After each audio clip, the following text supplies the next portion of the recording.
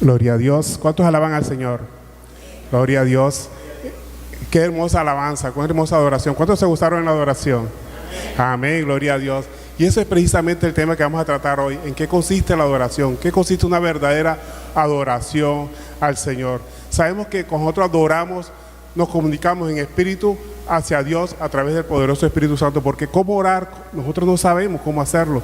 El Espíritu nos ayuda en las debilidades que nosotros tenemos. Pida al Espíritu Santo. Si usted no sabe orar, pida al Espíritu Santo, porque la palabra de Dios dice: el que te falte de sabiduría, pídala y se le dará a mano llena. Todos sabemos orar. ¿Por qué? Porque es de la misma forma como usted se dirige a su Padre físico, a su Padre que ha tenido aquí en la tierra. De la misma forma usted puede dirigirse al Padre Celestial cuando estamos orando. No hay ninguna fórmula sacramental para dirigirse a Dios. Use sus propias palabras. Es más, en la Biblia dice que a Dios podemos llamarlo como Abba Padre. ¿Qué significa Abba Padre? Papito. El nombre que usted quiera ponerle, pero en diminutivo, amorosamente hacia Él, porque sabemos que Él como Padre, Él está pendiente de todos nosotros. Él quiere oír nuestras necesidades, aunque Él las sabe de antemano. Pero Él necesita que usted mismo se lo diga, sus necesidades a Él, porque eso demuestra nuestra humildad, nuestra dependencia del Señor. Pero si nosotros no le decimos nada, eso demuestra nuestra arrogancia, que podemos salir de los problemas a nuestra manera. No, tenemos que decírselo a Él, y Él como buen Padre estará pendiente de todas nuestras necesidades. Amén. Bueno, le invito a que abran sus Biblias en Juan capítulo 4, verso 20. Precisamente la enseñanza hoy se titula La verdadera adoración. Tenemos que tener claro que existe una diferencia entre adoración y alabanza. Sí, alabanza es hablar bien de alguien. Usted puede alabar a una persona, decir cosas buenas de las personas, pero también puede maldecir. Entonces, la alabanza puede ser a Dios o a cualquier persona, pero la adoración sí es solamente hacia Dios, porque reconocemos su magnificencia, su poder, su autoridad sobre todas las cosas. Él gobierna sobre todo, sobre la tierra, sobre lo que está arriba de la tierra, sobre lo que está debajo de la tierra. Él es rey absoluto, pero hay un solo lugar en que Él no gobierna, pero porque Él mismo lo ha cedido, que es nuestro corazón. Él quiere que lo sigamos por amor. Él quiere también reinar en nuestros corazones, pero eso no depende de Él depende de nosotros. Él ya diseñó el plan de salvación a través de su Hijo unigénito, porque Él entregó a su Hijo para que todo aquel que Él crea no se pierda, mas tenga vida eterna. Es decir, que la salvación ya no depende de Él, depende de nosotros. Él hizo el plan de salvación. Entonces vamos a ver precisamente lo que es una verdadera adoración. Sabemos que la alabanza la podemos hacer inclusive hasta una persona. Usted puede alabar a sus hijos, usted puede alabar a sus amigos, a sus hermanos. Mira qué buena persona es. Pero la adoración sí solamente es hacia Dios. Y cuando nosotros predicamos, alabamos a Dios, reconocemos sus magnificencias, reconocemos que Él es bueno, cómo nos ha ayudado y cómo puede ayudar a las demás personas. Cuando predicamos la palabra de Dios es eso, presentamos a Dios, alabamos a Dios, mostramos alabanza hacia Él para que más personas lo puedan seguir. Gloria a Dios. Entonces Juan capítulo 4 verso 20 dice, ¿lo tienen todos? Amén. Amén. Juan capítulo 4 verso 20 dice: nuestros padres adoraron en este monte y vosotros decís que en Jerusalén es el lugar donde se debe adorar. Aquí vemos una historia en la que está hablando nuestro Señor Jesucristo con una mujer que conocía muy bien la palabra de Dios, pero conocía la Torá, lo que se conoce los 5 primeros libros de la Biblia. Era una mujer samaritana. Los samaritanos tienen una particularidad, que ellos conocen y desarrollan muy bien los 5 primeros libros de la Biblia, pero no estudian los profetas. Es más, no aceptan la enseñanza de los profetas, ni las tradiciones como el Talmud que se enseñaban los judíos. Ellos nada más eran con los 5 primeros libros de la Biblia. Entonces esta mujer le dice: nuestros padres adoraron en el monte y vosotros decís que es en Jerusalén el lugar donde se debe adorar. En otras palabras, la pregunta es: ¿cuál es el mejor lugar para adorar a Dios? Los samaritanos dicen que el mejor lugar para adorar a Dios es en el monte. ¿En el monte de qué? Sinerón. El monte de Siquén, el monte de Siquén. Y los judíos dicen que en el monte de Sión, que queda en Jerusalén. Entonces ahí está la disputa que está presentando la mujer. Pero esto fue una cortina de humo que la mujer presentó cuando nuestro Señor Jesucristo descubrió o le mostró que estaba en adulterio. Entonces ella, para desviar la conversación, tira esa cortina de humo. Pero sin embargo nuestro Señor Jesucristo le responde. Porque ella dijo que nuestros padres adoraron en el monte de Siquén, porque precisamente Abraham y Jacob habían hecho altar de adoración a Dios en ese lugar. Me acompaña por favor en Génesis, sin quitar el dedo ahí de Juan 4:20, Génesis capítulo 12, verso 6. Aquí vemos precisamente cuando el patriarca Abraham levantó altar a Jehová en ese lugar, o sea, en Siquén, más exactamente en Samaria, todo lo que se conoce como Samaria en Siquén, el monte de Siquén. Por eso la mujer samaritana dijo, nuestros padres, o sea, refiriéndose a quién, los padres que son patriarcas, Abraham y Jacob. Génesis capítulo 12, verso 20, dice, y pasó Abraham por aquella tierra hasta el lugar de Siquén, hasta el encino del Moré, y el cananeo estaba entonces en la tierra. Apareció Jehová a Abraham y le dijo, a tu descendencia daré esta tierra, y edificó allí un altar a Jehová, quien le había aparecido. Aquí Abraham tenía todavía su nombre de Abraham, no había sido cambiado a Abraham, ¿sí? Que fue cambiado más adelante, que el mismo Dios se lo cambió. Y Jacob también levantó altar en ese lugar, en el monte en el que adoraban los samaritanos, en el monte de Siquén. Génesis 33, más adelante miremos lo que nos dice sobre Jacob. Estamos viendo los fundamentos por qué la mujer samaritana le decía que tenían que adorar, ellos adoraban a Dios en el monte de Siquén, precisamente porque Abraham y Jacob habían adorado en ese monte. Génesis 33, 18 dice, después Jacob llegó sano y salvo a la ciudad de Siquén, que está en la tierra de Canaán, y cuando venía de Pat Aram y acampó delante de la ciudad, y compró una parte del campo donde plantó su tienda de mano de los hijos de Aram, padre de Siquén, por 100 monedas, y allí erigió un altar y lo llamó el Elohe Israel. Entonces vemos aquí el fundamento bíblico, por así decirlo, que tenía la mujer samaritana para decir que sus padres habían adorado en ese monte, y por consiguiente todos los judíos adoraban en ese monte, en el monte de Siquén, y no en el monte de Sión que quedaba en Jerusalén. Entonces ella está presentando una disputa entre cuál es el lugar de adoración. O sea, le está diciendo, nosotros adoramos en el monte de Siquén, pero ustedes, o sea, está diciendo a Jesucristo, a nuestro Señor Jesucristo, le dicen, ustedes los judíos dicen que hay que adorar en Sión, en Jerusalén. ¿Dónde hay que adorar? En otras palabras, le está preguntando a Jesús, ¿dónde debemos que adorar? ¿Por qué los judíos adoraban en el monte de Sión, que estaba en Jerusalén? Porque ahí estaba el lugar de la piedra de sacrificio, donde fue ofrecido el hijo, fue ofrecido en sacrificio Isaac. Y David había escogido ese lugar para construir el templo de Jerusalén. Precisamente en ese lugar se iba a guardar lo que se conoce como el arca de la alianza. En ese lugar se guardó. Entonces por eso los judíos adoraban a Dios en el monte de Jerusalén. Entonces vemos aquí que el mejor lugar para adorar a Dios, según los judíos y los samaritanos, era un lugar físico. Y aquí viene la confrontación de nuestro Señor Jesucristo. Les dice que no es un lugar físico. Sigamos leyendo el verso 21 del capítulo 4 de Juan. La respuesta de nuestro Señor Jesucristo. Dice, Jesús le dijo, mujer, créeme que la hora viene cuando ni en este monte ni en Jerusalén adoraréis al Padre.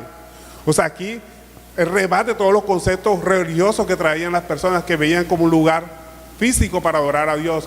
Sabemos que la iglesia de Dios no es un lugar físico, no son estas 4 paredes ni en cualquier lugar que usted se reúna. La iglesia somos cada uno de nosotros, es el nuevo templo del Espíritu Santo. La reconstrucción del templo somos cada uno de nosotros. ¿Por qué templo? ¿Por qué iglesia? Porque es un templo para el Espíritu Santo donde va a morar Él. Y como Él es santo, tenemos que ser santos, porque Él no puede morar en un lugar que no sea santo. Y tampoco puede morar en un lugar hecho por manos humanas, sino en el mismo templo que Él mismo construyó con sus propias manos, a nosotros, cada uno de nosotros. Si bien es cierto, Él hizo a Adán de barro, también la Biblia dice allá no recuerdo el nombre del libro, Él dice que cada uno de nuestros huesos fueron formados con sus propias manos, ¿sí? Nosotros somos criaturas de Dios, no hijos de Dios. O sea, todos somos criaturas de Dios. Los hijos de Dios son aquellos que se hacen hijos de Dios conforme a la creer en nuestro Señor Jesucristo. Cuando nosotros creemos en Cristo, nos hacemos coherederos de Cristo, nos hacemos hijos por adopción, ¿sí? Mientras tanto no éramos hijos, éramos simplemente criaturas de Dios. Por eso es que esa frase religiosa que se dice, todos somos hijos de Dios, completamente falsa. No todos somos hijos de Dios, todos somos criaturas de Dios, creados de la mano de Dios. Hijos de Dios son aquellos que obedecen la palabra de Dios, que se hacen hijos de Dios por creer en nuestro Señor Jesucristo, que es el único y verdadero Hijo de Dios. Nosotros nos hacemos hijos de Dios a través de la creencia en Él. Somos hijos adoptivos, pero el unigénito, el único en su género, es nuestro Señor Jesucristo. Amén. Entonces, vemos aquí como nuestro Señor Jesucristo rompe los preceptos sobre la adoración, los conceptos sobre religiosidad.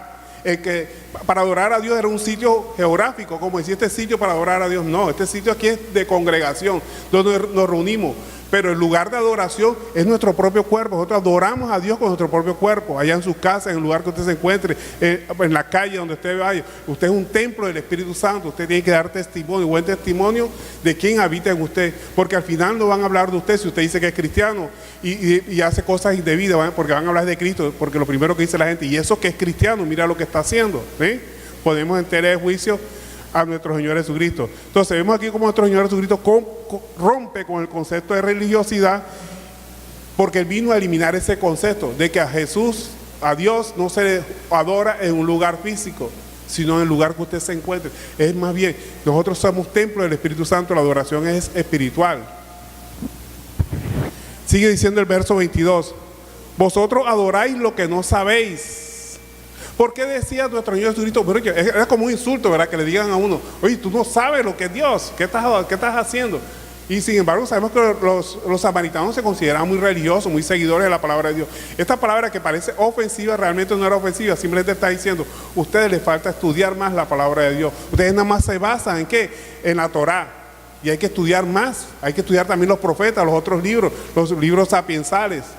Porque el Nuevo Testamento todavía no se había escrito en ese entonces, estaba comenzando a escribir. Entonces, el conocimiento de los Samaria, los samaritanos, era muy corto, solamente aceptaban el Pentateuco, no reconocían ni la tradición oral del Talmud, ni los otros libros, como los libros de los profetas, los libros sapiensales, entre ellos los Salmos, los Proverbios, no conocían nada, no aceptaban ninguno de esos libros, porque todos esos libros hablaban de que iba a venir alguien y la revelación venía de quién, de Jerusalén. Ellos no aceptaban a Jerusalén como un lugar sagrado, sino al monte de Siquén. Entonces, por consiguiente, ellos desechaban cualquier otra enseñanza al respecto. Y de ahí es que el conocimiento sea corto. Y de aquí sacamos una enseñanza. ¿Cuál es la enseñanza? Que para conocer a Dios tenemos que escudriñar las Escrituras. Usted no puede decir que conoce a Dios si no estudia las Escrituras. Todas las Escrituras, desde Génesis y Apocalipsis, están hablando de Cristo. Tenemos que estudiar las Escrituras, escudriñar las Escrituras. Nuestro Señor Jesucristo decía, a vosotros os parece que en ella hay vida eterna, pero todas ellas hablan de mí, decía Él. Todas, desde Génesis y Apocalipsis, están hablando de Cristo. Entonces, para conocer a Cristo, tenemos que estudiar las Escrituras. De otra forma, nuestro conocimiento sería corto. Si nada más usted se basa en lo que aquí se dice, su conocimiento es corto. Aquí lo estimulamos para que siga estudiando, para que siga profundizando, que no se base nada más en lo que aquí se dice, que profundice más en la palabra de Dios, que no traiga entero, que seamos como ovejas, rumiantes. ¿Cuál es la característica de un rumiante? Que come una vez y después se va para un lugar allá tranquilo, como decir nosotros en nuestras casas, allá en la tranquilidad de nuestra casa, seguimos estudiando lo que aquí se dijo para ver si es verdad, confronten lo que se les dice, no traigan entero. Ninguna persona, porque se diga pastor o ministro, lo que se quiera decir, usted no trae entero, usted mismo puede estudiar la palabra de Dios. Y eso es el objetivo de la palabra de Dios, no trae entero, examinar todas las profecías. Y esto, vamos a desarrollar el tema también de la profecía. ¿Qué significa una profecía? Si hay profeta en nuestros medios o no hay profeta en nuestros medios. Eso es bueno que lo tengamos claro. Entonces, ellos tenían un conocimiento muy corto porque no estudiaban todas las Escrituras, estudiaban una sola parte. Eso me hace acordar una doctrina que vino hace poco que nada más estudiaba los libros, unos libros del Nuevo Testamento nada más, los libros de, ¿quién era? ¿Te acuerdas?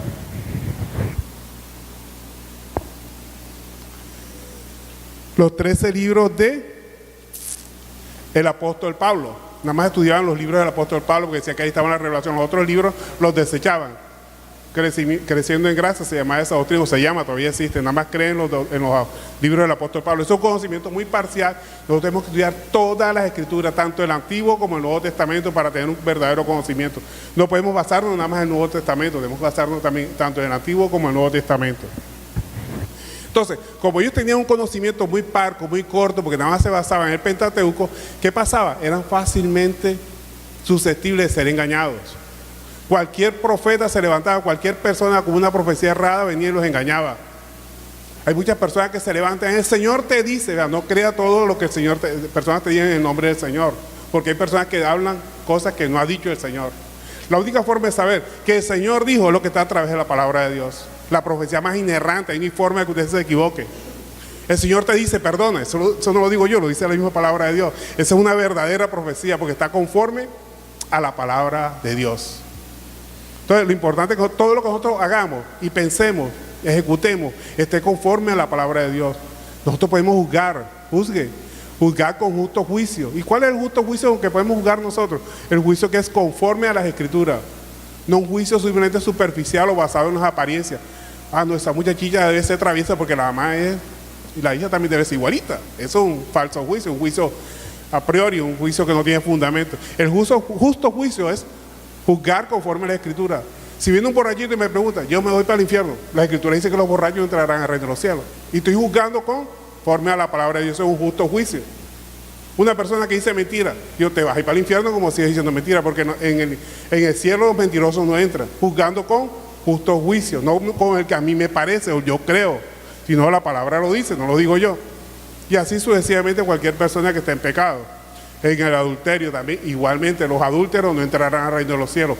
Juzgo con justo juicio, pero no juzgo para ofender a la persona y decirle que simplemente dice y humillarla, sino para que se arrepienta, para que cambie su manera de actuar. Porque nosotros nos da Dios la facultad de juzgar, pero juzgamos es para que la persona se arrepienta. Porque al final, cuando venga el verdadero juicio, ahí no hay lugar de arrepentimiento. Entonces tenemos que estar arrepentidos. Entonces, cuando nosotros juzgamos a una persona, no es para ofenderla, sino para que cambie y pueda llegar a obtener la vida eterna. Porque sabemos que los pecadores no entrarán al reino de los cielos. Una persona que esté practicando pecado, por mucho que vaya a la iglesia, por mucho que ore, no, hasta que no rompa esa cadena que la tiene atada al pecado. Y pídale al Señor, porque muchas personas están en pecado, pero no quieren salir de esa condición. Entonces tenemos que desear salir de eso, porque si usted no desea salir de eso, nunca podrá salir. El Señor nos dijo, sé santo porque yo soy santo. En otras palabras, que deseemos ser santos, porque si no lo deseamos, ¿cómo vamos a hacer? Tenemos que desearlo primero. Usted desea algo y usted lo consigue, pero si no lo desea, ¿cómo lo va a conseguir? Y más que todo la santidad. La santidad tenemos que desearla, anhelarla, y en la medida que usted la anhela, la desea, termina practicándola. Entonces ellos eran fácilmente engañados porque su conocimiento era parco. De aquí sale una enseñanza que es que estudiemos la Escritura, no trague entero la palabra de Dios. Cualquier persona que le venga con una profecía del Señor, mire si está conforme, esa profecía conforme a la palabra de Dios. Si no está conforme a la palabra de Dios, deséchela. Juzgar todo, no trague entero. Entonces ellos eran fácilmente engañados por su escaso conocimiento de las Escrituras. Tenemos que conocer bien las Escrituras. Todo lo que nosotros hagamos y lo que nos digan tiene que estar conforme a la palabra de Dios. Si no está, deséchelo. Mire lo que les pasó a ellos porque nada más aceptaban el Pentateuco. Por favor me acompañan, Hechos capítulo 8, verso 9. Aquí la Biblia habla de un tipo que se paseaba por Samaria y engañaba a la gente con sus dotes. Precisamente porque los samaritanos no estudiaban todas las Escrituras, estudiaban nada más una partecita. Hechos capítulo 8, verso 9. Amén. Dice, pero había un hombre llamado Simón que antes ejercía la magia en aquella ciudad y había engañado a la gente de Samaria haciéndose pasar por algún grande. O sea, algún grande es un profeta. Hay muchas personas que se hacen pasar por profetas. Muchísimo. Vea, la pregunta clave es, ¿existen los profetas en la actualidad? Si el profeta habla conforme a la palabra de Dios, está esbozando la verdadera palabra de Dios. Sí, porque sabemos que la Biblia es la palabra de Dios. Si yo hablo conforme a la palabra de Dios escrita, soy profeta. Y otra cosa es el don de profecía. Pero si les hablo que el Señor te dice que no compres esa casa, eso no tiene fundamento bíblico. Eso tiene más bien un grado de emoción, porque me contaron una cosa y yo vengo y le respondo lo que él quiere oír. Entonces, profeta, hay que estudiar bien la palabra de Dios y juzgar las profecías. La Biblia nos dice, juzgue la profecía si está conforme a la palabra de Dios. Porque falsos profetas, eso es lo que existe bastante. Es más, la Biblia dice que el último profeta hombre mortal fue Juan el Bautista, que trajo palabras reveladas, o sea que Dios le hablaba directamente. Es más, fue el único que fue capaz de reconocer el Espíritu Santo de nuestro Señor Jesucristo. Y dijo, he ahí el Cordero inmolado que quita el pecado del mundo. Eso lo hizo, realmente lo hace un profeta verdadero. No leyó la palabra de Dios, no la conocía. Revelación directa de Dios. Esa revelación directa ya no existe. Dios nos habla a través de su Escritura. Existe don de profecía. ¿Qué es don de profecía? Es hablar conforme a la palabra de Dios. Ese don sí existe. Muchas personas lo tienen. Pero profeta, que Dios me hable directamente, Júzguelo, mi hermano. No se deje engañar. Profetas no existe. El último fue Juan el Bautista. Es más, Jesucristo dijo, no ha salido hombre como este. El último, Juan el Bautista. Y el verdadero profeta que fue nuestro Señor Jesucristo, que cumplió todas las funciones. Fue profeta, fue evangelista, fue sacerdote, fue cordero. Todas las funciones las cumplió él. ¿Existe profeta en la actualidad? Si habla conforme a la palabra de Dios, podríamos decir que es profeta. Porque es la verdadera palabra, la verdadera esencia de la voluntad de Dios está aquí en esta palabra escrita. Pero yo puedo decir que el Señor me dijo. No, ¿cómo así que el Señor te dijo? Será tu carne hablándote. El Señor ya habló. Él dice que no le va a agregar más nada a su escritura, a lo que Él dijo. Entonces, todo lo que hagamos, digamos, pensamos, tiene que estar conforme a la palabra de Dios. Falsos profetas, sí existen bastantes. Es más, nuestro Señor Jesucristo hablaba de falsos profetas. Verdadero profeta, el último fue Juan el Bautista, y el verdadero profeta es nuestro Señor Jesucristo, que trajo la revelación directa, porque Él estaba con el Padre allá en su seno. Entonces, eran fácilmente engañados los samaritanos por su escaso conocimiento. Y sigue diciendo el verso 22 del capítulo 4 de Juan, que estamos estudiando. Dice nuestro Señor Jesucristo, nosotros adoramos lo que sabemos, porque la salvación viene de los judíos. Mire, aquí nuestro Señor Jesucristo se identifica con los judíos. Nosotros adoramos lo que sabemos. ¿Por qué decía nuestro Señor Jesucristo eso? Porque estudiamos la palabra, en otras palabras está diciendo. No nos dejamos engañar. No estudiamos una sola parte de la Biblia, de la Escritura. Estudiamos todo. Los judíos tienen una característica. ¿Sabes qué es la característica fundamental de los judíos? Que ellos le enseñan la palabra de Dios, todo el Torá y el Antiguo Testamento a los niños desde pequeños. Es más, un niño de 7 años, de 8 años, ya le recita el Pentateuco. Tienen esa característica. Ellos cenando están hablando de la palabra de Dios. Se están preguntando versículos. Es más, escriben los versículos, se los ponen en la cabeza aquí, lo amarran aquí, talí, le llaman ellos. Y tienen versículos aquí para que se los aprendan. Van en alguna parte, sacan su papelito, lo siguen estudiando y vuelven y lo guardan. Estudian constantemente la palabra de Dios. Y eso es fundamental. Eso es algo admirable en los judíos. Ellos conocen muy bien la palabra de Dios. Entonces, por eso nuestro Señor Jesucristo se identifica con los judíos y dice, nosotros adoramos lo que sabemos, porque tenemos conocimiento de la palabra, tenemos conocimiento de lo que Dios quiere a través de la Escritura. Entonces dice, porque la salvación viene de los judíos, porque estaba profetizado que nuestro Señor Jesucristo iba a nacer de los judíos, iba a venir de los judíos. El conocimiento de los judíos era completo, o es completo todavía, excepto ahora que no aceptan el Nuevo Testamento. Tenían todo el Antiguo Testamento. Y por eso era difícil que los engañaran. Ellos cuando veían a alguien que salía con profecía, enseguida iban a mirar para él si lo que decía estaba conforme a las Escrituras. Si no estaba conforme a la Escritura, lo mataban. Porque la Escritura le decía que tenían que apedrear a los falsos profetas. Iban literalmente. Aquí sabemos que la Biblia no nos manda a nosotros a apedrear a los falsos profetas, nos manda a confrontarlo con la Escritura. Entonces, era muy difícil que fueran engañados precisamente los judíos. Entonces sigue diciendo el verso 23 del capítulo 4 de Juan. Mas la hora viene y la hora es cuando los verdaderos adoradores adorarán al Padre en espíritu y en verdad. Porque también el Padre, tales adoradores, buscan que le adoren. Dios es espíritu, y los que le adoran en espíritu y en verdad es necesario que le adoren. Aquí nos están diciendo cuáles son los verdaderos adoradores y cuáles son los falsos. Están mostrando una dicotomía entre los dos. ¿Cuáles son los falsos adoradores? Los que se dejan llevar por la carne, esos que empiezan a brincotear y a decir, y muchas veces hasta decir palabras que no tienen sentido, y lo toman como hablar en lengua. Y si ustedes observan constantemente, son las mismas palabras que repiten, se las han aprendido hasta de memoria. El hablar en lengua, sí, claro, existe. Eso es un don, pero no todo lo tiene. Vea, el verdadero hablar en lengua es que usted no habla como hablaba antes. Cuando uno se convierte ya no dice las palabritas que decía antes.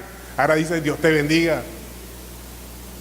Te voy a poner en oración, hermano. O le pide al otro, ayúdame en oración con tal propósito. O sea, su forma de hablar cambia. Ese es el verdadero hablar en lengua.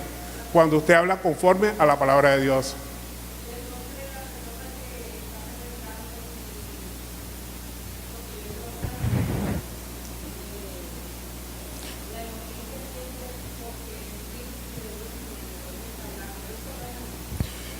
Dios hace como Él quiere. No pongo en tela de juicio que una persona pueda hablar en lengua. Puede hablar en lengua porque el Señor hace como Él quiere. Y puede pronto una persona hablar en lengua. Pero la mayoría de los casos que yo he visto son lenguas imitadas. Repiten las mismas palabras. Cuando una persona habla en lengua, no va a repetir las mismas palabras. Ahí usted lo deduce enseguida. Sí. Por eso te digo, Dios hace como Él quiere. Simplemente usted juzgue conforme a la palabra de Dios. Si una persona habla en lengua, puede hablarlo. Yo conocí a alguien que cantaba en hebreo y no sabía nada de hebreo. El pastor Carlos Reyes hablaba en lengua. Ese sí era un siervo de Dios completo. Hay muchas personas que han hablado en lengua, no lo pongo en duda, vuelvo y te repito, el Espíritu de Dios hace como Él quiere. Pero nosotros tenemos que utilizar la sabiduría de Dios para poder entender cuál es el verdadero profeta y cuál es el falso. Hay muchas personas que se dejan llevar por las emociones y quieren demostrar que tienen el Espíritu Santo y ponen en el oído lo que dice el otro y empiezan a repetir las mismas palabras.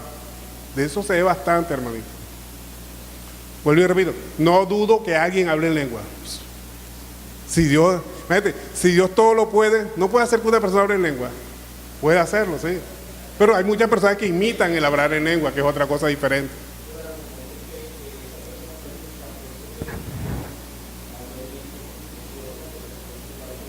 Correcto.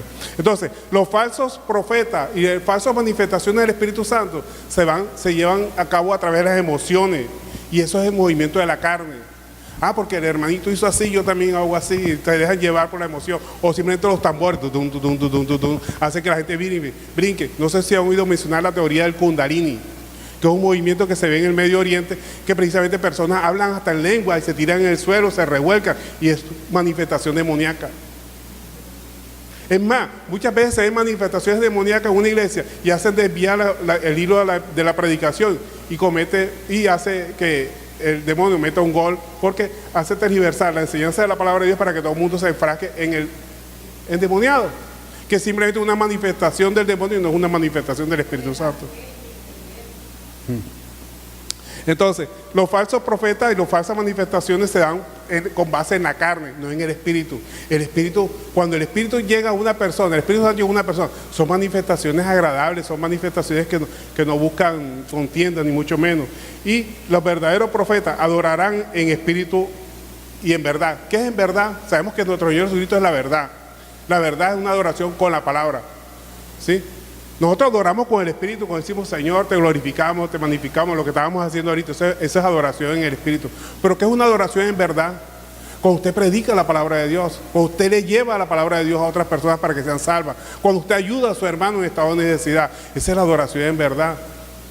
Porque si amamos a Dios que no vemos, con mucha más razón tenemos que amar a nuestro prójimo que no vemos. Ahora, nuestro Dios hizo una demostración de misericordia bien grande, que entregó a su Hijo por amor, para que nadie se pierda, mas tengan vida eterna. ¿Qué podemos entregar nosotros por amor a Dios, para demostrar nuestro amor a Dios? Porque si nosotros amamos a Dios, no solamente tenemos que demostrarlo con nuestras palabras, tenemos que demostrarlo con nuestros hechos, tenemos que demostrar ese amor hacia las demás personas, ayudándolas. El Padre se alegra completamente allá cuando usted ayuda a alguien desinteresadamente y está ayudando indirectamente a Dios. Acuérdense que la palabra de Dios nos dice cuando llegará ese gran día y nuestro Señor Jesucristo nos dirá, me viste desnudo y no me vestiste. ¿Cuánto te vimos desnudo a ti? El día que no lo hiciste con aquel hermanito que estaba allá, aquel prójimo que te puso al lado para que lo ayudara, no lo ayudaste, me lo hiciste a mí. Todas las personas que Dios nos pone a nuestro lado es para que compartamos con ellos, para que los ayudemos, para que estemos en gracia con todas las personas, nos unamos en un solo espíritu con las personas. Entonces, esas manifestaciones en la carne que son basadas en las emociones ya estaban profetizadas. Miremos lo que nos dice Isaías 29:13, precisamente hablando de los falsos adoradores. Aquí usted identifica cuándo es un falso adorador, con este versículo que le vamos a decir aquí de Isaías 29:13.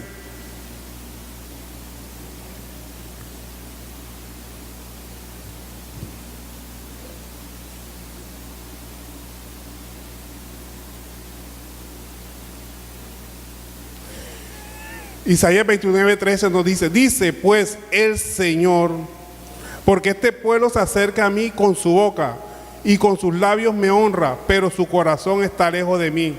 y su temor de mí no es más que un mandamiento de hombre que les ha sido enseñado. Entonces, muchas veces hacemos cosas porque el pastor lo dice, porque una congregación lo hace, que vista de falda larga, que tal, pero son adoraciones de hombre, o sea, son cuestiones de hombre, no tiene nada que ver con el Espíritu. La verdadera adoración al Espíritu es cuando usted cambia sin que nadie se lo diga, sino que la misma palabra le da ese convencimiento en usted. Aquí no se le puede decir a nadie, no, que tiene que usar falda, que la falda tiene que llegar. No. El Espíritu es el que hace como Él quiere. Él cambia a las personas. Entonces, tenemos que basarnos en eso, porque hay muchas enseñanzas que son de hombres, y las personas entonces andarían disfrazadas. Para la iglesia van de una forma, y cuando están en la calle van de otra forma. O sea, no es la idea que esté la gente disfrazada. La idea es que la gente vista conforme a su conocimiento. Pero sí les digo algo, la ropa es para cubrir el cuerpo, no para mostrarlo. Muchos utilizan la ropa para mostrar sus facultades que Dios le ha dado. No, es para cubrir el cuerpo. La ropa siempre ha sido para cubrir el cuerpo. De hecho, cuando Adán iba a pecar, nuestro Señor hizo el primer sacrificio, cogió un animal, lo sacrificó y con las pieles le hizo atuendo y cubrió sus cuerpos. Cubrir, las vestiduras son para cubrir el cuerpo, no para mostrarlo. Entonces partamos de ese hecho y que el Espíritu Santo le dé revelación a cada uno de ustedes. Aquí no se le va a exigir a nadie cómo debe vestir. Cada uno vista como Dios le ponga en su corazón. Es lo más importante, porque entonces estaríamos obligando a la gente a disfrazarse. Venir a la iglesia de una forma, pero cuando están en la calle están de otra. No es la idea. La idea es que el Señor sea el que haga la obra. Nosotros no vamos a hacer la obra del Espíritu Santo, el que cambia es el Espíritu Santo. Nosotros no cambiamos a nadie. El Espíritu Santo es el que cambia. Entonces, el verdadero adorador adora a Dios en espíritu y en verdad. Precisamente Romanos 10:12, por favor me acompaña, Romanos 10:12 nos hace una dicotomía en lo que es adorar a Dios en el espíritu y adorar a Dios en la palabra. Romanos capítulo 10, verso 12, dice: porque no hay diferencia entre judío y griego, pues el mismo que es Señor de todos es rico para con todos los que le invocan. Porque todo aquel que invocare el nombre del Señor será salvo. ¿Cómo pues invocarán a aquel en que no han creído? ¿Y cómo creerán en aquel en que no han oído? ¿Y cómo oirán sin haber quien les predique? Entonces, aquí la palabra nos está enseñando que la verdadera adoración en espíritu es cuando usted busca al Señor, busca la presencia del Señor, conforme dice la palabra. Acuérdense que la palabra nos dice: el que cree en mí, dice Jesucristo, el que cree en mí, conforme a las Escrituras, de su interior correrán ríos de agua viva. ¿Y cuál es ese río de agua viva? El Espíritu Santo que viene a morar en nosotros. Entonces, esa es la adoración en espíritu. Y en verdad, cuando usted cambia su manera de actuar que tenía antes, su viejo hombre lo deja atrás y empieza a alabar a Dios conforme lo manda la palabra de Dios, ayuda a las personas, predica la palabra de Dios. Nosotros tenemos un mandato, ni siquiera es una opción predicar. Es un mandato, ir por todo el mundo y predicar el Evangelio. No es que cojamos un avión, vayamos para China. No, a las personas que están a nuestro lado. A veces nosotros nos desesperamos por hacer campañas, y las campañas no son malas, son buenas. Pero no le predicamos al vecino que tenemos al lado. Por eso aquí nos esmeramos en tener tratados, Nuevo Testamento, para que prediquen a sus familiares. A veces nos vamos para un parque a predicar y tenemos a un hijo, un hermano ahí sin que le hayamos predicado. Entonces predicamos primero en nuestras casas, en el sitio que nos encontremos. Por eso dice, y por todo el mundo. El mundo es en el mundo que nos desenvolvemos nosotros, en el trabajo, en la oficina, en el colegio, en el barrio, ahí en la tienda, cuando va a comprar en la tienda y encuentra a los vecinos ahí, comparta de la palabra de Dios. Ojo, y no es una opción, es un mandato del Señor. Predicar el Evangelio. Ahí, esa es la verdadera adoración, la adoración en verdad o en palabra. Acuérdense que cuando dice la adoración de verdad, ¿y quién es la verdad? Jesucristo. Jesucristo es la palabra del Padre. Luego entonces cuando nosotros predicamos la palabra de Dios, estamos adorando a Dios en verdad, en la predicación de la palabra. Entonces, la adoración incluye dos elementos fundamentales, que son la obediencia y la entrega. Nosotros obedecemos la palabra de Dios y nos entregamos completamente a Dios. Adoramos a Dios de rodillas. ¿Qué quiere decir eso de rodillas? Que yo me tengo que arrodillar. Ay, si yo sufro de artrosis y no me puedo arrodillar, ¿será que no puedo adorar a Dios de rodillas? No, la adoración de rodillas, hágala si la quiere hacer y eso está bien que lo haga. Pero la verdadera adoración de rodillas es cuando usted está sometido a la palabra de Dios. Esa es la verdadera adoración. Imagínense entonces un bocho que no se puede arrodillar. La verdadera adoración es cuando usted se somete a la palabra. Así como cuando le dicen a alguien, tú estás sometido a tu jefe, tú estás arrodillado ante él, porque le obedece todo lo que el jefe dice. Bueno, nosotros estamos de rodillas ante Dios porque obedecemos la palabra de Dios. ¿Y qué significa manos levantadas? No es literalmente levantar las manos, por si la quiere levantar cuando está adorando a Dios, hágalo, eso es bonito, es chévere, ¿verdad? Pero la verdadera adoración, levantar la mano, es que nosotros dependemos de Dios en todo momento. Él es nuestro ayudador en las enfermedades, en las calamidades económicas, todo. Nuestra ayuda viene solamente de Él. Así como un médico que levanta la mano y está esperando de misericordia una ayuda, nosotros estamos esperando siempre la ayuda de nuestro Señor. Esa es la verdadera levantar las manos, simbólicamente o espiritualmente hablando, que dependemos de Él en todo momento. Entonces, la verdadera adoración incluye la obediencia y la entrega, rendirle culto a Dios. Y ese culto se lo dirigimos, se lo celebramos en cualquier lugar. Aquí en la iglesia nos reunimos, pero el verdadero culto usted lo hace obedeciendo a Dios, sometiéndose a Él. Ese es el verdadero culto que le hace usted a Dios. Cuando reconocemos su gloria, su poder y su autoridad en todas las circunstancias de la vida, hasta en la política. Dios es el que quita y pone reyes. Todos esos presidentes que han pasado que son malos, Dios los ha permitido. A veces yo me desespero cuando veo cristianos criticando a un expresidente. Es como decirle a Dios, Dios, te equivocaste en poner a ese presidente. Cuidado. Presidentes, alcaldes, gobernadores, todos han sido permitidos por la mano de Dios. Los jefes que tenemos son permitidos en nuestro trabajo, en el colegio de los profesores. Son autoridades que el mismo Dios ha puesto en nuestra vida para que cambiemos en algo. Y si esa persona empieza a hacer algo indebido ante los ojos de Dios, Dios la quita. Porque Él es el que pone, pero también los quita en su momento. De hecho, Dios ha utilizado hasta la guerra para quitar a presidentes. Y a veces no utiliza la guerra, una enfermedad y los quita. Él es soberano, Él siempre ha sido soberano. La única parte donde Él no es soberano es en nuestros corazones. Porque Él espera que nosotros se lo entreguemos.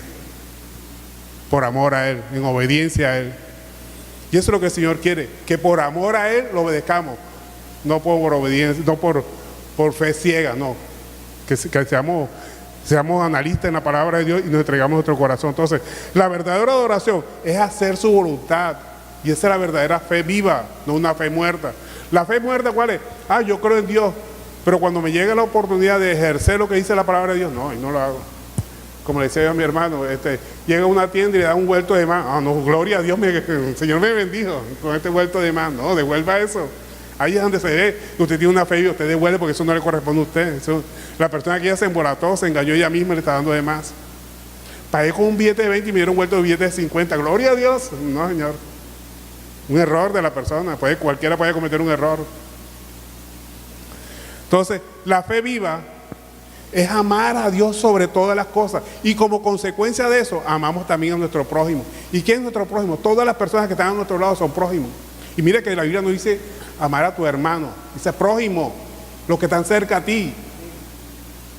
No necesariamente a la iglesia, claro, preferiblemente también hágale buena obra a los hermanos de la iglesia, pero también a cualquier persona sin distingo de clase ni de credo. Si Dios no hace distinción de personas, mucho menos vamos a hacer nosotros distinción de personas. Que este sí es creyente, este sí va a ayudar, y este no es creyente, no, este no. Pues, no, tenemos que ayudar a todas las personas que Dios nos ponga por delante. Así como Dios no discrimina a nadie. A todos nos ama por igual. Ama al pastor, ama al predicador, ama al que está comenzando en el evangelio, ama a todos por igual, no tiene preferencia con nadie. Entonces así tenemos que ser nosotros, no tener preferencia con nadie. Entonces la Biblia nos dice que tenemos que amar a nuestro prójimo como a nosotros mismos. Si nosotros queremos la salvación para nosotros, ¿verdad? Todos quieren su salvación. Entonces también tenemos que amar a nuestro prójimo y llevarle la salvación, predicarle la palabra de Dios para que sea salvo. Porque tenemos que amarlo como si fuéramos nosotros. Usted ve una persona que va en camino a la perdición, al infierno. Si usted lo ama como se ama usted mismo, usted le predica la palabra de Dios. ¿O no?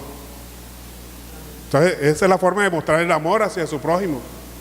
Porque usted lo ama como usted mismo. Usted se identifica con él y ve que esa persona va para el infierno, camino al infierno en esa vida que lleva. Ese amor le lleva a que usted le predique y ore por él también. Antes de orar, antes de predicarle, ore por él. para que el Señor rompa ese corazón de piedra y pueda predicar la palabra adecuada y que esa palabra haga mella en su corazón y pueda convertirse esa persona.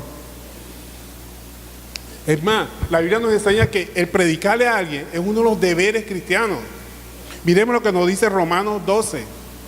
Está entre los deberes que el apóstol Pablo estableció a través de la palabra de Dios, obviamente dirigido por el Espíritu Santo. Romanos capítulo 12, verso 1 y 2. ¿Ya lo tienen? Romanos capítulo 12, verso 1 y 2 dice: así que, hermanos, os ruego por las misericordias de Dios que presentéis vuestros cuerpos en sacrificio vivo, santo y agradable a Dios, que es vuestro culto racional. Culto racional, ojo, el culto no es irracional, es racional. No os conforméis a este siglo, sino transformaos por medio de la renovación de vuestro entendimiento, para que comprobéis cuál sea la buena voluntad de Dios, agradable y perfecta. O sea, que debemos tener misericordia con las demás personas, así como Dios tuvo misericordia de nosotros. Vea, la misericordia de Dios, ¿dónde se vio? Cuando Él entregó a su Hijo para que nadie se pierda, sino que tengan vida eterna. Misericordia nos vio que íbamos para un camino desenfrenado hacia la perdición, hacia el abismo, hacia el infierno, y Él, su misericordia, entregó a su Hijo. O sea, la misericordia de Dios la demostró en un acto físico, entregó a su Hijo. Ahora, ¿cómo nosotros nos movemos a misericordia cuando vemos con un prójimo? No digamos nuestro hermano, nuestro prójimo se está yendo un camino desenfrenado que lo va a llevar al infierno. Máximo si es familiar. ¿Qué tenemos que hacer? ¿Cómo medimos nuestra misericordia? Predicarle, ayudarlo, físicamente, económicamente si es posible. Pero para que busque de Dios más que todo, que es lo más importante. Porque ¿de qué sirve que nosotros tengamos pan, comida y todo y nuestra alma se pierda? Tengamos casa, carro y beca y nuestra alma se pierda. Entonces, lo importante es que ofrecer a Dios todo nuestro ser como un sacrificio vivo. Cuando predicamos la palabra de Dios, usamos nuestro tiempo libre para predicarle a otros, para que conozcan de la palabra de Dios. No importa si acepta o no acepta. Eso no nos corresponde a nosotros, decidir quién va a aceptar y quién no va a aceptar la palabra de Dios. Nuestra misión es predicar a toda criatura. No nos corresponde juzgar. No, lo que pasa es que eres drogadito, ¿no? Que va a querer. Ese cuando le hablo de Dios, eso me tira hasta la madre. No importa. Te prediquen. Y más todavía si es familiar de nosotros. Familia de sangre. Porque la idea es que nuestra familia de sangre también se convierta en nuestra familia espiritual. Pero también nosotros si ellos no hacen caso omiso de nuestro llamado, no importa, usted sigue haciendo la obra para Dios. Hay una promesa grandísima, y esa se la recuerdo siempre que predico a ustedes, y también me la recuerdo yo mismo, que es, cuando nosotros le servimos a Dios, toda nuestra casa va a terminar a los pies del Señor. Entonces sigamos predicando, sigamos haciendo la obra del Señor. Yo y mi casa serviremos al Señor. Viva esa promesa. Acuérdense que ver las cosas que no son como si fueran, que vivir de las promesas de Dios, aunque no veamos las circunstancias. Aunque parezca absurdo que esa persona se convierta, usted viva esa promesa. Eso es ver las cosas que no son como si fueran. Entonces, la misericordia que nosotros debemos tener con nuestro prójimo es ofrecer a Dios todo nuestro tiempo, nuestros bienes si es posible, para que las personas sean salvas, para que no se pierdan nuestro tiempo. Y esa adoración a Dios, esa obra de misericordia, no solamente es dentro de la iglesia, es fuera de la iglesia. Es más, un cristiano se conoce no por lo que hace dentro de la iglesia, sino fuera de la iglesia. Porque aquí en la iglesia todos somos santos, pero afuera, todos. Eso no es solamente para ustedes, para mí también va eso. Entonces, Dios nos mira lo que hacemos fuera, no solamente dentro. Entonces, nuestro tiempo debemos dedicárselo al Señor, tanto dentro de la iglesia como fuera de la iglesia. Y aquí va un consejo también a ustedes. Si usted se dispone a ir a la iglesia, vaya temprano, para que coja todas las alabanzas también de paso. Pues no solamente la prédica.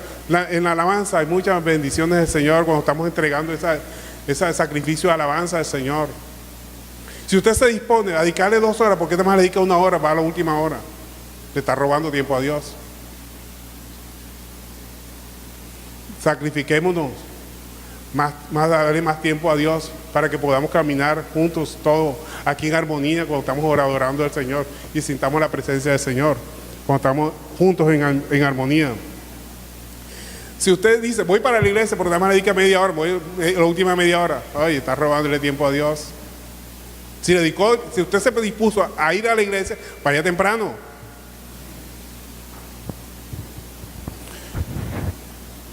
Mateo 28, 19, por favor me acompaña. Aquí precisamente aquí está la obligación, ni siquiera opción, de predicar el evangelio.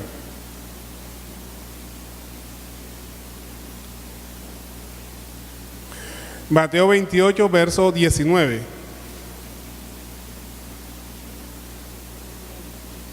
Dice, un mandato de nuestro Señor Jesucristo, hablando él directamente, no por los apóstoles. Por tanto, id y haced discípulos a todas las naciones, o sea, a todas las personas, bautizándolos en el nombre del Padre, del Hijo y del Espíritu Santo. El bautismo en agua tiene que ser bajo esa forma: el Padre, el Hijo y el Espíritu Santo, mandado por nuestro Señor Jesucristo. El que mandó Pedro es otra clase de bautismo, en el nombre de Jesús, que es el bautismo en obediencia a la palabra de Dios, cuando usted se somete a obedecer a la palabra de Dios. Pero el bautismo en agua tiene que ser con la fórmula que dijo Jesucristo, que es en el nombre del Padre, del Hijo y del Espíritu Santo. Si no sopesemos, ¿quién tiene más autoridad, Pedro o Jesús? Entonces que el bautismo en agua tiene que ser en el nombre del Padre, del Hijo y del Espíritu Santo, como Él lo mandó. Pedro dijo en el nombre de Jesús, que es otra cosa, que es cuando usted obedece a la palabra, cuando usted se somete a la palabra de Dios, cuando usted se inmiscuye en las obras, en los mandatos del Señor. Usted está siendo bautizado en el nombre de Jesús. Pero el bautismo en agua tiene que ser en el nombre del Padre, del Hijo y del Espíritu Santo. Sigue diciendo el verso, el 20, dice, enseñándoles que guarden todas las cosas que os he mandado. Y he aquí yo estoy con vosotros todos los días hasta el fin del mundo. Siempre va a estar con nosotros. Aunque creamos que estamos solos, no, Él siempre está con nosotros. En todo momento, nunca nos abandona. Nosotros creemos que estamos solos en un momento dado, pero no, Él siempre está con nosotros. Él siempre está con nosotros. La pregunta es, ¿estamos nosotros con Él? ¿Lo obedecemos en todo? Pero Él siempre está ahí, aunque seamos desobedientes. Acuérdense que los libros se están escribiendo. Todo lo que nosotros hacemos se está escribiendo. Y un día serán abiertos los libros y saldrán todo lo que nosotros hicimos. Porque Él siempre está con nosotros. Estemos haciendo lo bueno o estemos haciendo lo malo, Él está ahí. Cuando creemos que estamos allá solitos, encerrados y que Él está bien, Él está ahí. Ahora, tenemos que ayudar también a nuestro prójimo. Por favor, me acompañen en Santiago 2:14. Santiago capítulo 2, verso 14.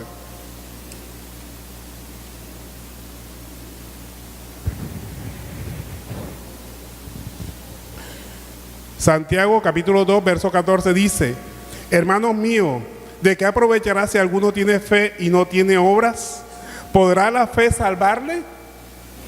Y si un hermano o una hermana están desnudos y tienen necesidad del mantenimiento de cada día y no lo ayudamos.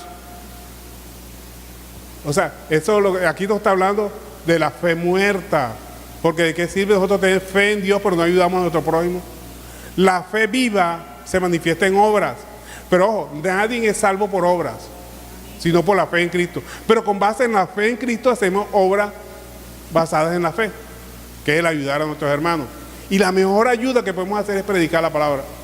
Si usted no tiene un dinero, no tiene plata, ¿cómo voy a ayudarle si no tengo plata? Tiene tiempo para dedicarle, predíquele.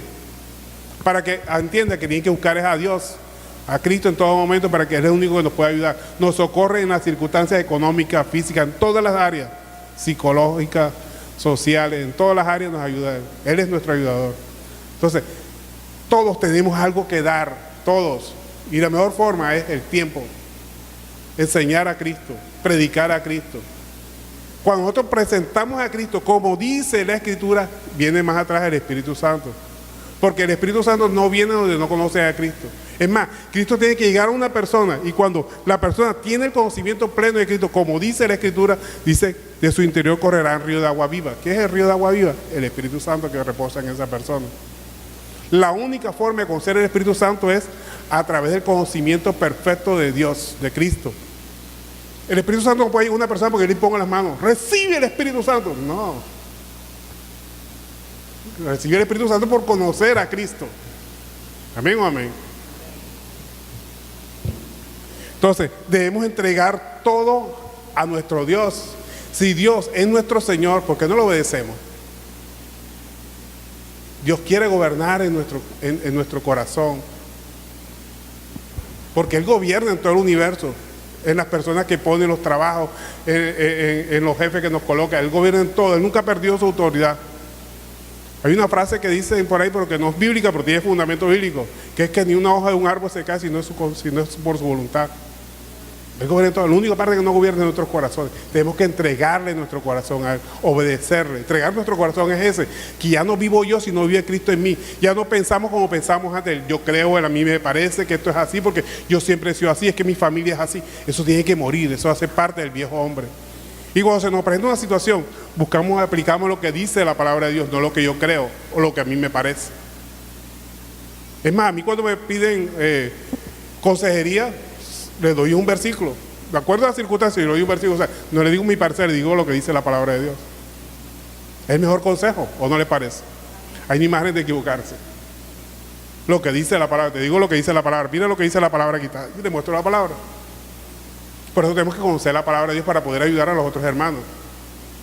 Aquí no le aplicamos, cuando damos un consejo no le aplicamos yo creo, usted debe hacer esto, o el Señor me dijo y haga usted esto. No. Mire, hermanito, lo que dice. Léalo usted mismo. Es el mejor consejo que se puede hacer. Entonces, ¿cuál debe ser nuestro deseo? Adorarle en espíritu y en verdad. El mejor deseo que debemos tener todos. Si usted no lo desea, nunca lo va a conseguir. Tenemos que desearlo. Si no lo ha hecho hasta este momento, comience a desearlo. Que desee adorar a Dios en espíritu y en verdad. Esa adoración de espíritu fabulosa, que lo invito, que vengan temprano al culto para que se gocen en la adoración. Esa es la adoración de espíritu. Y en verdad, cuando ponemos por obra la palabra de Dios, cuando ayudamos a nuestro prójimo, cuando ayudamos a nuestros hermanos, cuando compartimos lo que Dios nos ha dado. No estoy hablando de dinero, de tiempo, predicándole, enseñándole la Escritura. Entonces, que nuestro deseo siempre sea adorar al Señor en espíritu y en verdad. Esa es la verdadera adoración que traía para hoy. ¿Cuántos aprendieron hoy? Gloria a Dios. Bueno, entonces, espero que mediten esta palabra, que la estudiense lo que comenzamos a leer, Juan capítulo 4, el verso 20 al 24, y pongan por obra todas estas enseñanzas que tiene la palabra de Dios. Amén. Gloria a Dios. Con nosotros nuestra hermana Liliana. Un aplauso al Señor. Gloria a Dios.